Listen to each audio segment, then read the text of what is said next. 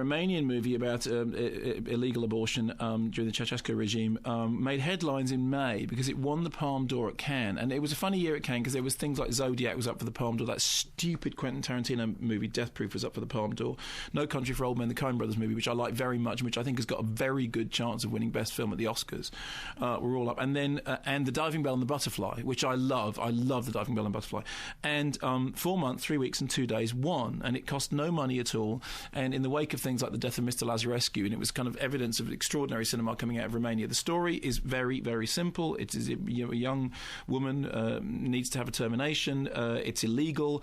Her friend agrees to stand by her and help her through the process, which involves contacting a guy that they have to meet on the street. They then go to a hotel. Terrible, hideous things happen. He bullies them and takes advantage of them in ways which are just morally repugnant and bankrupt in every possible conceivable way.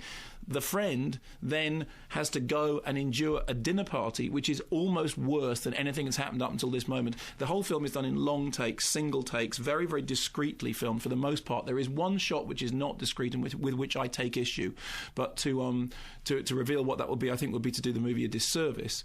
But it's played incredibly convincingly, very, very naturalistically by the key actresses in it, and it is unforgiving, cinema of cruelty. I think that the reason it's so good is it's completely convincing.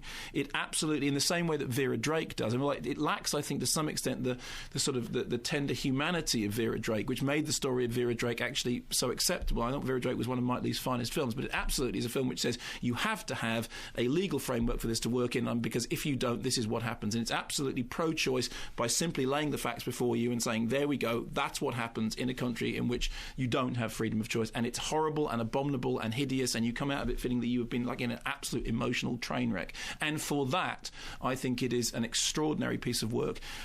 Very tough watch, but with a point to be made, and with real admirable, low-key filmmaking. I understand why it won the Palme d'Or at Cannes. Again, I don't think it should have done. Personally, I would have given the Palme d'Or to The Diving Bell and the Butterfly, which I think is a more accomplished film. I think there was a political decision involved in it, which was that it was such an unusual choice to make.